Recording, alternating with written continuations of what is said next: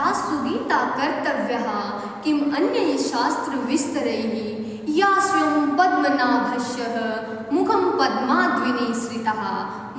पद्माद्विनिसृतः सर्वेभ्यो नमो नमः। मैं वृद्धि गीता की हमारे पाठ्यक्रम में भूमिका पर अपने विचार साझा कर रही हूँ। भगवद गीता अर्थात भगवान की वाणी, वह ग्रंथ जो हमें जीवन जीना सिखाता है। यह प्रत्येक समस्या का हल है। गीता 18 अध्यायों और 700 श्लोकों का संगम है। हमारा विषय कि यह हमारे पाठ्यक्रम में किस प्रकार सहायता करता है, गीता से हमें क्या सीख मिलती है। सर्वप्रथम तो गीता हमें सिखाती है कि किसी भी विषय को शुरू करने से पहले अपने संशयों को मिटाना आवश्यक है।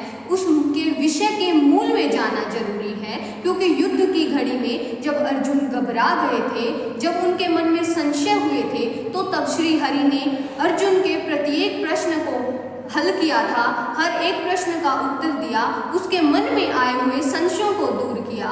गीता के 6 अध्याय का 35वां श्लोक बताता है, असंशयम महाभावो मनो दुर्निग्रहम चलम अभ्यासेन तु कौन्तेय वैराग्येण च गृह्यते। कि यह बहुत ही कठिन है कि अपने मन को और संशयों को दूर किया जाए, किंतु अभ्यास से यह हो सकता है।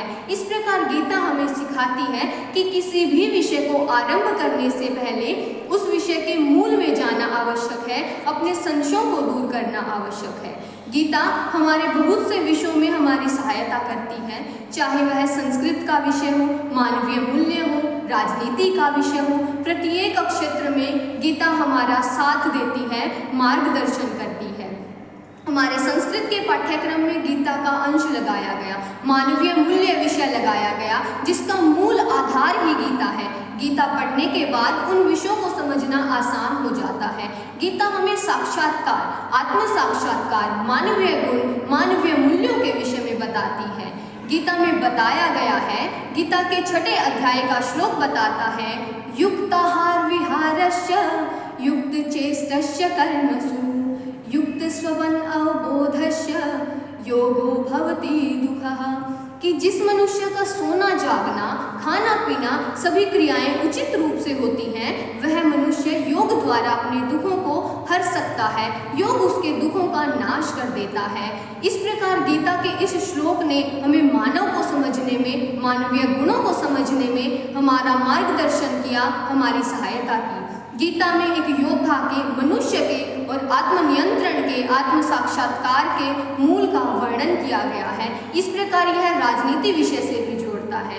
भगवद गीता में मानव के आत्म साक्षात्कार के गुणों को बताया गया है। इसमें योग का वर्णन किया गया है, जो शारीरिक विषय को जोड़ता है, शारीरिक समस्याओं को, शारीरिक विषय को समझाता है।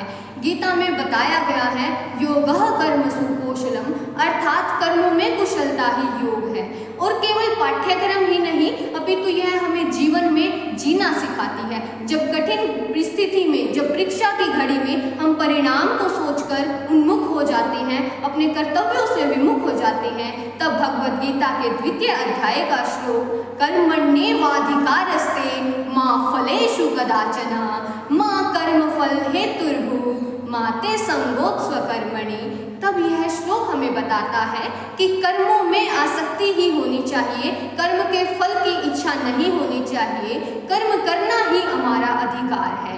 इस प्रकार गीता हमें अपना जीवन जीना सिखाती है और यह हमें हर एक कठिन परिस्थिति से बचाती है, हर समस्याओं का हल देती है। धन्यवाद।